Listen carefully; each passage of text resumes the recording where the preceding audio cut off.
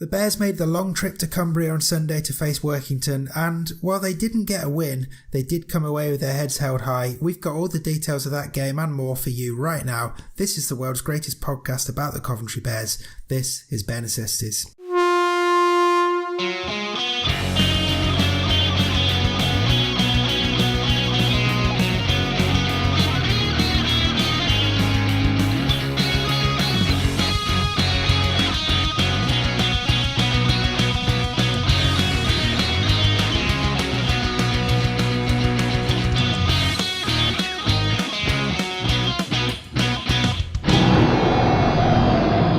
Welcome to Bare Necessities, your podcast all about the Coventry Bears. We live at covbearspodcast.com. We're at covbearspodcast on Twitter. You can subscribe in Apple Podcasts, YouTube, Google Podcasts and more. And we're sponsored by the Bears Vice Presidents and York's Tim. I'm one of your hosts, Dave Musson, and joining me, as always, my co-pilot, Craig Cathcart. Craig, how are you doing? Yes, I'm good, mate. Very good, thanks. So, coming up on this week's show, we'll bring you the details from Sunday's 40-16 defeat away to Workington Town, including hearing from Bears head coach Tom Tsang. We've got some more questions for Mr. C, and we'll look ahead to this Sunday's game away to the West Wales Raiders. But first, some interesting news regarding the Bears and Coventry University, who of course have very strong links throughout their history, and many of this season's squad are also students at the university right now. Well, that link is about to get even stronger after it was revealed that Bears head coach Tom Tsang will be taking the reins of the university team next year too. So he's going to be replacing Bears prop James Gertens, who's heading back to Australia at the end of this season.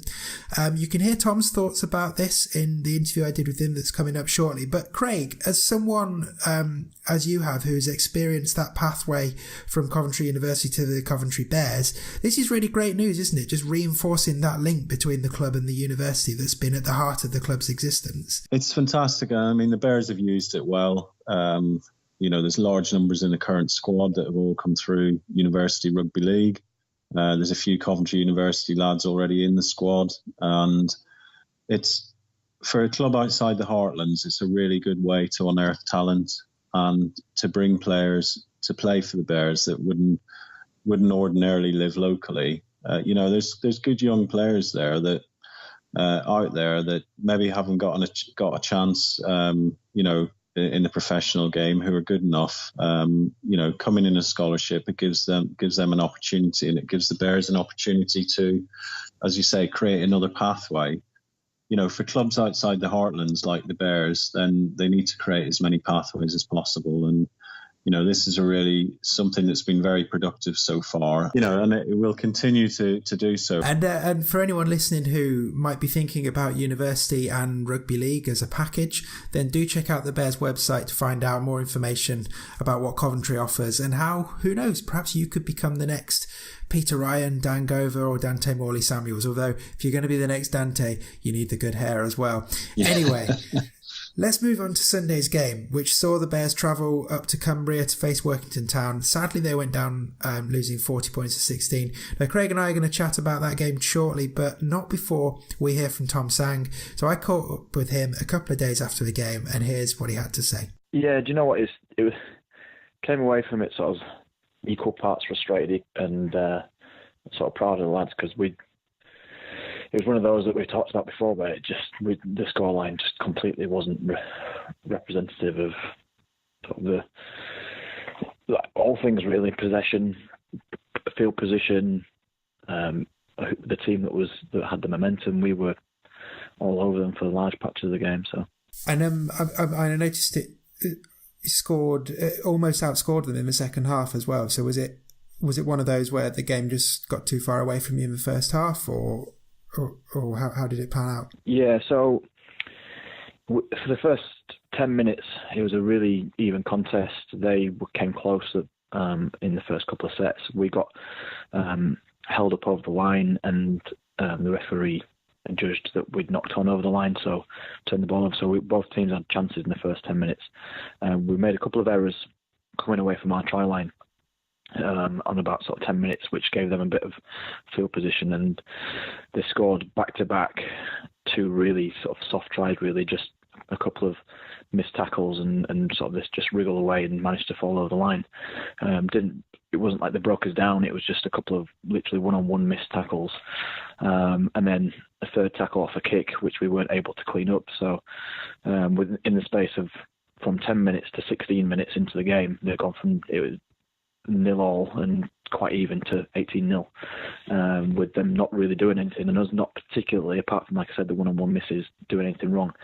And then obviously Ben Stead got a nice try back for us, but then a second, their last try of the half, the first half, was just pretty much a nothing play. They just put the kick through and it just bobbled in front of Hayden on the wing, and they pounced on the loose ball and scored. So 24-6 at half time, and for much of it, it was sort of a real even battle in the first half. Real good arm wrestle.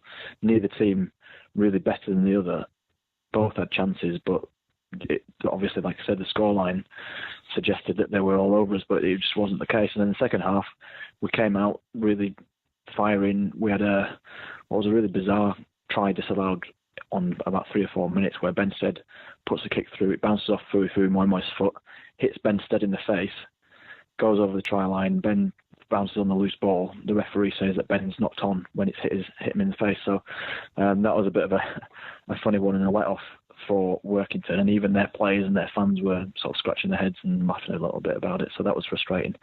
And then again, I think because we were quite dominant for the first 10-15 minutes of the second half, you could tell Workington were getting a little bit frustrated, and they had a couple of high shots, which obviously put them down to 11 men at one point.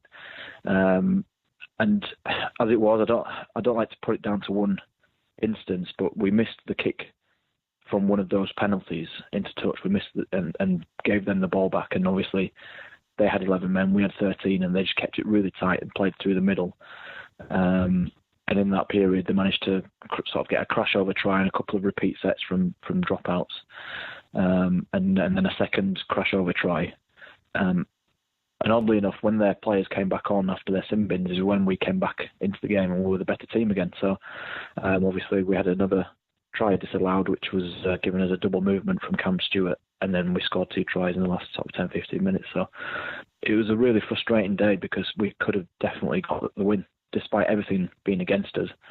With the journey, the travel time to get there, we had a player to pull out on the morning of the game with illness, James Mason. So we only had 16 players for the whole game, which obviously didn't help as well. So all things, it was just one that we could have got more out of, but obviously we didn't, which, like I said at the start, is frustrating, but at the same time very proud of the performance. So it gives us something to work off for these last 5 games. Yeah, and I guess given, as we've talked all season, given how young the majority of the squad is as well, there's a lot for them to learn from experiences like this. You know, right from small details like making sure a kick goes into touch, but also trying to take advantage of situations when you've got a bit of a roll on, I guess. Yeah, absolutely. We said that in the halftime break, that we needed to come away with points when we had the opportunity. So there was probably the first half on its own 4 or 5 real genuine scoring opportunities, and we only managed to score once in that time. So we just need to convert those opportunities into points more regularly, and that's something that we were slightly better at in the second half. But obviously, when you have 3 tries disallowed for what looked like perfectly reasonable tries, it's difficult as well at the same time to keep that concentration. But yeah, there's some really good performances from the young lads, like you mentioned. Cameron Stewart, in only I think it's his 3rd game, started at loose forward and played the first 30 minutes and was really, really strong. 2 of those try-scoring opportunities that were disallowed were involving him. So he sort of put himself about, defended really well, and had to play out position in the second half in second row as well. And he was a standout. Liam Rice-Wilson at hooker played probably about 70 minutes at 9. And obviously been quite a sort of a relatively small lad playing in the middle against a very big pack, Workington have a big pack. He was a standout for us and was certainly our man of the match as well. Well, I wanted to ask you about Liam because I'd seen you put on Twitter that you thought it was probably his best game in a Bears shirt, and I've heard from other people as well that he really stood up and kind of backs up his performance against Doncaster as well, where he perhaps had to put in a longer shift at hooker than he might have expected to. Do you think this could be a long-term position for Liam, or is this just showing his commitment to the cause that he's able to stand up and put in a good performance playing in a position that he perhaps doesn't want to play long-term? Yeah, I mean, well, he is a funny one, is Liam, because he is very, very skillful. He's technically very good. Obviously, the size that he is, it means he's a target in defence, and he's very sort of willing and rugged in his defensive style, but just pure physics. Bigger forwards will get over the top of him, and that's something that we've mentioned to him for and wanted him to work on or focus on. And these last two games against Doncaster, worked in two massive packs. He's managed to really improve his tackle technique and his tackle selection, so he's able to get underneath the ball and really work that. And he did come to us as a hooker. That is the position he's played before this, but obviously student rugby league and that sort of thing, playing in the middle is a completely different prospect to playing at League One in the middle. So that is probably his most comfortable position. I know we've played him in the halves a fair amount through necessity, but I think he's most comfortable out of dummy half. So it's something that I think we can work with him on, and hopefully he'll just keep improving. Obviously, with Zach Williams being injured, it's meant that Liam's had to step up and do a few more minutes, and that's something, probably that's the biggest learning curve for him the last couple of weeks, was just the amount of minutes that we've asked him to play. Doncaster, he probably played 60 odd, and on this weekend he played 70 odd. So yeah, very pleased with him being able to step up to that, and yeah, I did say that it's probably his best game in a Bears shirt, and I genuinely think that, and he's got a lot more potential in him as well. Yeah. So moving on from the Workington game, there's something else I wanted to ask you about. Was obviously the news that came out last week that you're going to be coaching at Coventry University, so taking over from Gertz because he's returning to Australia at the end of the year. That must be an exciting prospect to really strengthen that link between the Bears and the university, and also, I guess, get first dibs on any good players who come through next year. Yeah, absolutely. Obviously, we've wanted to build up a bit of a relationship with the university, and we've been really good on that over probably the last 4 or 5 years. Obviously, we brought Kieran Sherratt into the university through the University Dante, Molly Samuels for the university. We've got 2 or 3 more guys joining them for the next season as well. With James leaving, it left the opportunity there just to pull the two organisations even closer. So yeah, it's going to be good. There's obviously, I think, 6 or 7 lads in the Bears team who are at the university, and like I mentioned, 2 or 3 more to join. So we're going to have a good team. It's going to allow me to work closer with those individuals, so I can have a bit more time with them and work on some things for their individual games. And also, like you said, it's a good pool for us to pull players from as well. So yeah, it's nothing but positive, and it's something that we're trying to spread, I suppose, in terms of the opportunities to study in a top class university while also balancing time with playing for the Bears. So if there's any young lads out there who want to do that, then get in touch. Yeah, definitely. So looking ahead to this weekend, it's another away trip, another fairly long away trip, West Wales. How are you looking at this one? Because I'm guessing most people from the outside will be putting Bears as favourites, and obviously you dealt with West Wales very comfortably a few weeks ago in the home leg. So is this a game you're targeting to get the maximum from and go out onto that weekend break on a bit of a high? No, absolutely. So the challenge that we set ourselves, we wanted to look at our goals that we set ourselves at the start of the season, and we looked at them a couple of weeks ago, and the challenge we set ourselves is for the remaining games, is for each game that we play, for that to be our best performance of the season to that point. Workington, we did play well, but we all agreed that we didn't meet that target against Workington. It wasn't our best performance. So the challenge now moves on to this coming weekend to to do exactly that, to make it our best performance of the season, and then we'll decide as a group whether we manage to do that or not, and if so, we'll work out what it was that we did better than we have done in the past, and if not, then work out the things that we need to improve still, and just keep pushing ourselves. And that's the way that we motivate ourselves, is just trying to better ourselves regardless of who we're playing week in, week out until the end of the season. Great stuff. Well, good luck for the weekend, and I'll speak to you soon. Thanks, Dave. Appreciate it. So huge thanks as always to Tom for joining us. So Craig, neither of us were able to make the long trip north and see the game in person, but as we often do in these occasions, we've done some digging.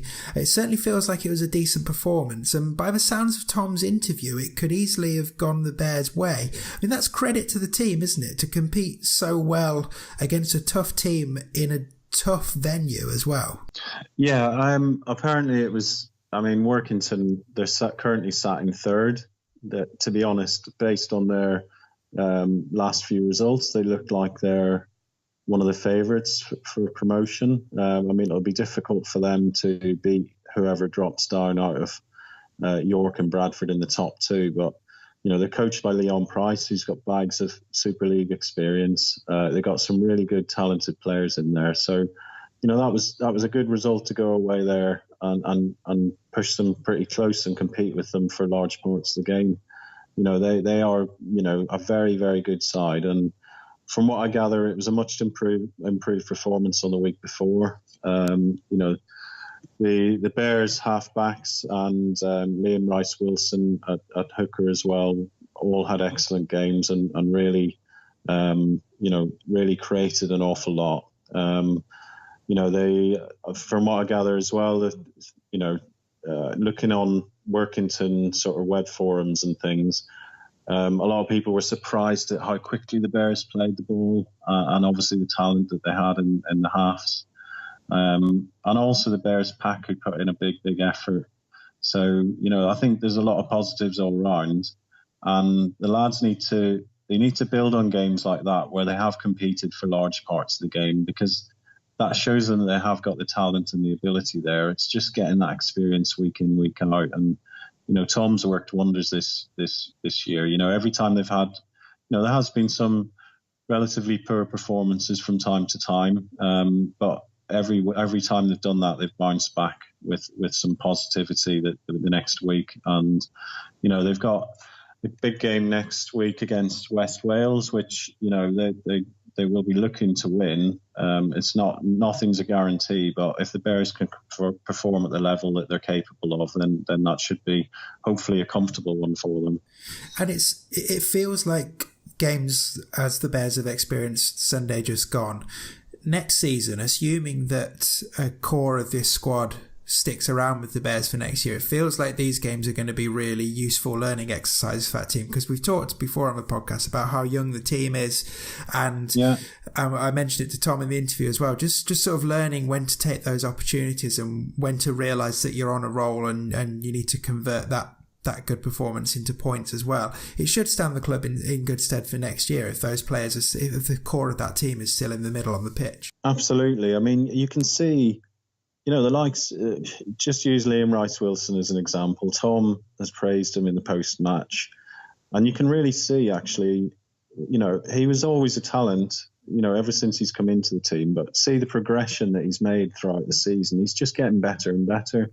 And, you know, it's players like that, you know, when they're given the opportunity to play at League One level and have a consistent run of games, they really, you know, they get an opportunity to show what they're capable of. And they'll, you know, as they get more confident and more experienced, they're able to show, you know, exactly what they can do on a week-to-week basis.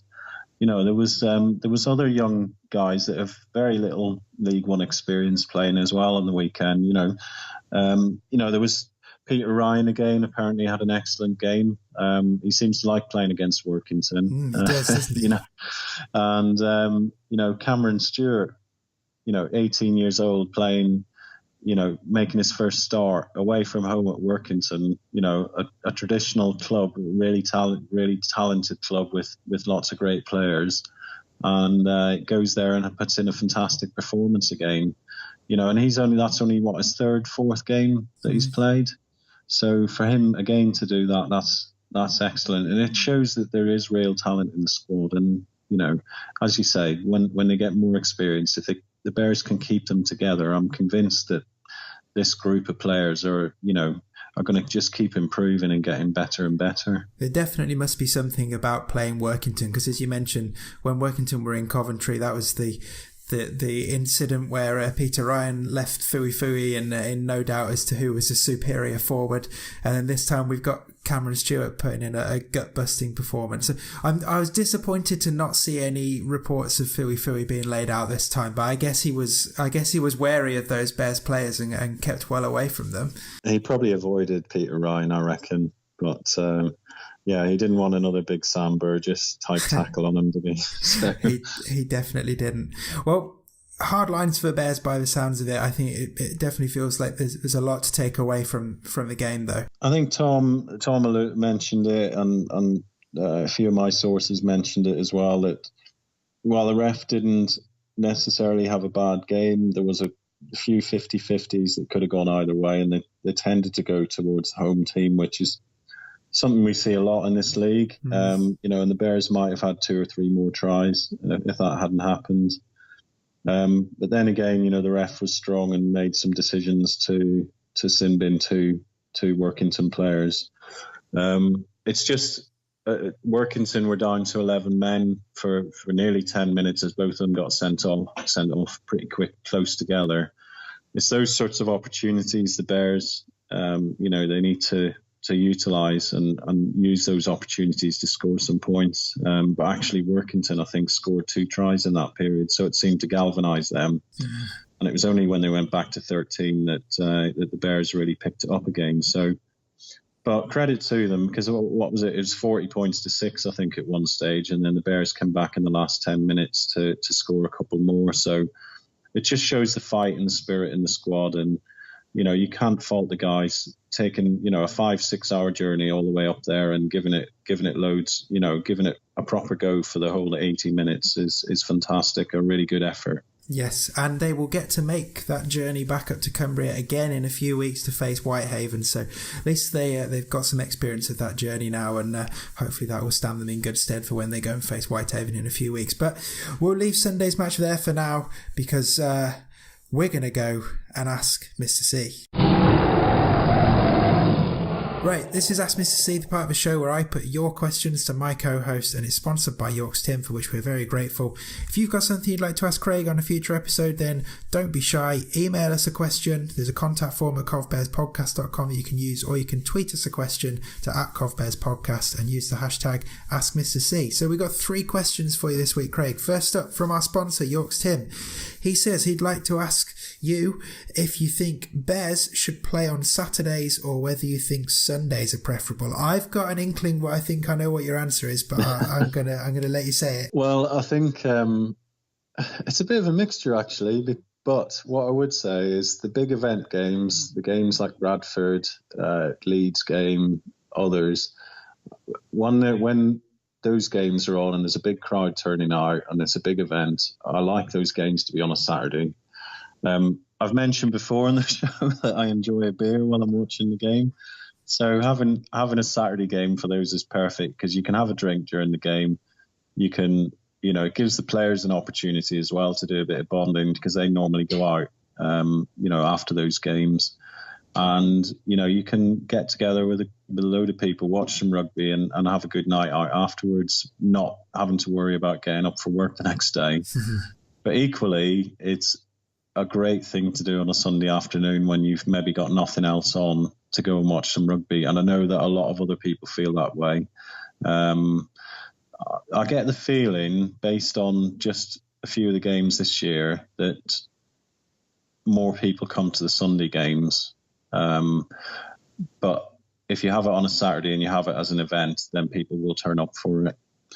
So my preference is probably edging towards Saturday, but equally I can see the benefit of having a Sunday match as well. Mm-hmm.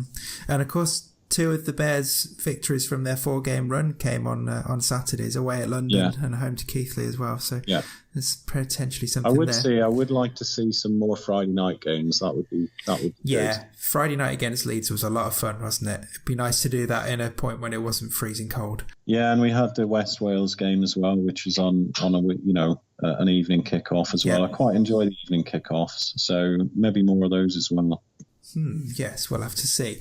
So next up from Cowshed Tim, he asks, how about what links do the Bears currently have with Coventry Rugby Club other than the ground share, and are there plans to further them in the future, especially in areas like rehab and conditioning? I mean, you should probably point out it's kind of difficult for us to know details about rehab and conditioning because after all, we are but two mere Bears fans, not really involved in the gym side of things. But the idea of the link between the Bears and Coventry Rugby Union, it's an important part of it, isn't it? And you look at how Newcastle have done it and suggests it's definitely a good thing to have on board if you can do something that works for both parties. Yeah, absolutely. I mean, I don't know, being absolutely honest, I don't know the ins and outs of the relationship completely. I do know that the Bears have had a relationship with Coventry Rugby going on 20 odd years now. The Bears first started playing at Coventry Rugby right from the start in the early days and have done so since, barring one or two seasons where they had to go elsewhere for different reasons. But it's been a good, productive relationship for the Bears. The Bears get to use some great facilities, and the ground is one of the best facilities in League One. And frequently we see away fans coming in and really being impressed with the setup that the Bears have got. So, it's a brilliant stadium for League One. It's going to be extended further, supposedly. The facilities, you can even, if you go up this week, in the next couple of weeks, you'll see that the facilities have improved even from last season. So it's on that side of it, it's brilliant for the Bears to have access to those sorts of facilities.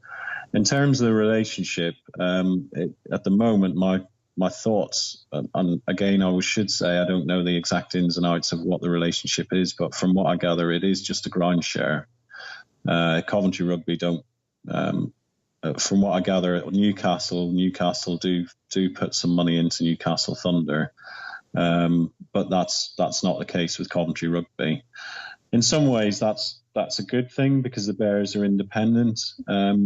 But from what when you travelled up to Newcastle, you said everything, the branding, the Thunder branding was in there. There was a club shop for them. It meant that when you have that, it improves the chances of increasing revenue for the Bears. If there was more of an equal footing between the two clubs. The other thing as well, I mean, if the Bears had access to more revenue, then they would have a better playing squad. With a better budget, they could bring better players in. Have a better chance of moving up the table, and a more successful team would bring in more revenue. So, maybe it's something to think about. In terms of shared facilities, again, I'm not sure the ins and outs of that. I know Coventry Rugby recently put in a gym at the ground, and, obviously the Bears get use of the hospitality and the bars and everything else during match day. Again, I'm not sure what the arrangements are there. I'm assuming that the Bears just get used to the ground and that's it. So, there's some things to think about there. And the Bears have always, Coventry Rugby get much bigger crowds than the Bears. I think last season they averaged, 1,500 to 2,000, maybe more than that. The Bears last year, I think, averaged around 400. They're about the same this year. So, but I think there's been two big successes this year, which hopefully will have, made people sit up and notice. And that's the Leeds game pre-season and the Bradford game, where there was 1,500 odd at both games. That surely won't have escaped the attention of, the people behind Coventry Rugby, because, there's a great opportunity there for some real revenue to come into both clubs. it just shows the potential for the Bears and the potential for them to draw in crowds. So, I would hope that the relationship will continue to grow, and it's been a long-term relationship so far, and it's worked well for both clubs. But in order for the Bears to make that next step, you would hope that some additional assistance would come from Coventry. Definitely. And if anyone listening wants a bit more insight into the Newcastle relationship, then definitely check out the BBC 5 Live Rugby League podcast that came out this week. There's an interview with the one of the guys who's high up at Newcastle, who is involved in both sides of the union and the league side of things. So it's quite an interesting conversation to hear how they approach it. And I would say as well, I mean, it's Tim who asked the question. For people who want an insight into Coventry Rugby and what they're all about and what the Bears are all about, just have a read of his amazing blog. It's absolutely fantastic. He started, I think in the early days of the Bears, he came to a few games, but he hasn't really, he's been very much a Coventry Rugby fan throughout. But this year he started coming down to the Bears and has absolutely loved it. And he's done some really great blog pieces about it. And, I follow Coventry Rugby as well and get loads of great news from him about the club and everything that's going on through his blog. Yes, seconded, very much so. One final question this week for you, Craig, from Warwick D. Warner. Simply asks, any ideas on how to improve attendances? I've sort of touched on it a little bit already in the previous two questions, but so the Bears, I think from what I understand, season tickets were up this year. I think there is a core of around 250, 300 fans who are season ticket holders or who come to every game. And the average attendance this year, I think, is over 400, which actually, when you look at the league as a whole, is pretty good, particularly for a club that's not within the so-called heartlands. Mm-hmm. So, and the Bears actually, they're considering where they are in the table, their attendances are only slightly smaller than some other clubs. So clubs that have got many decades of history behind them as well. So they're doing pretty well. But, there's been two highlights this year where big events have been put on and, lots of people have come to the game. So it shows the potential is there. I think, considering that the club is mostly run by volunteers, it would be very difficult to put on something for every single home game. But certainly the Bears will be looking at, I'm pretty sure in the next year, we'll be looking at putting on more event games where there's other things going on which will draw people in, because it's already been shown that if you put something on, the people of Coventry and the Midlands will come down to the games. So I'm not sure what else, can be done. Certainly social media, I would imagine there'll be a step up on that in the next year or two, promoting everything that's going on. The Bears already do a great job, I think, of promoting the games and letting people know what's coming up next, who they're playing. One of the obvious things is to improve results on the pitch, and I know that the Bears are working massively hard to do that. And, I think this season there has been progress, and I expect further progress next year, because if they can climb the table and keep getting good results, then people will come down to the games.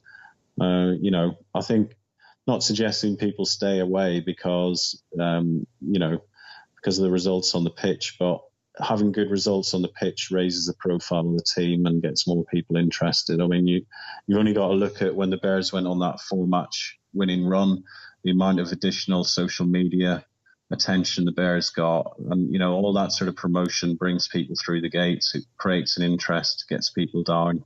So that's something the Bears are working tirelessly to do. And aside from that, I think there are other things that have been done. The Bears have tried a lot of things over the years. Some things have worked, some things haven't. A crucial thing is having the Bears juniors as well, because that gets people interested in the Bears at a young age. It brings their families into the ground, and unfortunately, some funding for that has been withdrawn this year, but I'm sure the Bears will look at options for getting that funding from elsewhere. Yes, yeah, lots of good stuff there, and good questions this week. I think lots of deep questions, but yeah, difficult ones, but yeah. But you do your best. You do a very good job at answering them. And don't forget, if you're listening and you've got something you'd like to ask Craig on a future episode, doesn't have to be as difficult a question as this week. It can be much easier if you like. It could be about anything. Then do email it to us as a contact form at covbearspodcast.com, or tweet it at covbearspodcast using the hashtag AskMrC. And as we say every week, thanks as ever to York's Tim for sponsoring this section. Right, that's almost another show in the books, but not before we look ahead to this Sunday's game, which sees the Bears on the road again, this time to face the West Wales Raiders. Now, of course, it was only a few weeks ago that the Bears notched a club record win against the Raiders, beating them 64-6 at the Butts Park Arena. Now, Craig, I imagine West Wales are close to that point of just wanting this season to be over so they can regroup and get set for their new coach coming in next year, whereas the Bears, they want to put an end to this 3-game losing run, and there's a week off afterwards. This is a really good opportunity to go into that week off with a win, isn't it? Yeah, I think it's a crucial one to get a win. The Bears have come back down to earth with a bit of a bump after having 4 wins in a row. They've now lost three on the bounce, although they've played pretty well in all 3 of those games. So, they'll be looking to get back on track with a win at West Wales, and to hopefully put some more space between them and the teams underneath them in the league. But it's one of those games you just cannot be complacent. The Bears have got to go there and perform at a high level, because West Wales will be looking at that game. I mentioned it when the Bears were playing at home. They'll be targeting games like the game against the Bears as one that they'll think that potentially they could win. They'll no doubt be training extra hard this week and being, more up for the game than some of the other games where maybe they're coming into it and thinking, we're going to get, they played York last week. They're probably thinking, we're going to get hammered going into this game. But they'll be thinking, we've got a chance here against the Bears. And it's been a pretty dreadful season for them overall, and they'll be looking to finish on a high. They'll be targeting maybe 1 or 2 games between now and the end of the season that they're going to really try to put an effort in and get something out of the game. So the Bears, I'm fairly confident if the Bears, apply themselves and play to their potential, that they can win the game comfortably, but they should not take anything for granted. Again, it's another long trip, so it's just about preparing well, and I'm pretty sure Tom will do that with the lads and make sure that they are. But it'd be good to get another win on the board. Looking at I've been looking at previous league seasons results. If they get a win against West Wales, they'll have done better than last year in terms of results overall. On the number of wins. So there's a good opportunity there. There's a good opportunity to show progression, get another win, and then, target 1 or 2 wins in the last 4 matches. So, it's things are looking up. They just need to finish the season on a high now. Yeah. I think if they can get a win on Sunday, take some time off the weekend after and enjoy the Challenger Cup final, and then it's literally just 4 games to a finish, so they can just power through that. And I'm looking forward to this game. Hopefully I'll be heading down to Wales with the guys on Sunday as well. So all being well, I'll be able to report back on an away win. But yeah, just fingers crossed, as I'm sure, as you said, Craig, I'm sure they will, that the guys just approach this in the same way that they approached the home leg of this match, really, and not worry so much about who they're playing and actually just deal with the game in a professional manner and execute the game plan and take the opportunities when they come. That was the really pleasing thing about when they played them in Coventry a few weeks ago, was that they were pretty ruthless in terms of any opportunities that came up, and it showed with, 12 tries on the night and a club record win. So yes, more of that on Sunday and we'll be very happy. But I think that's where we leave it for this week. So don't forget, we live at covbearspodcast.com. We're at covbearspodcast on Twitter. You can subscribe in Apple Podcasts, YouTube, Google Podcasts, plenty of other places too. And we're sponsored by the Bears Vice Presidents and York's Tim. We'll be back next week to talk about how the Bears get on against West Wales. So Craig, thanks as always, and I will speak to you next week. Thanks very much, mate. Cheers.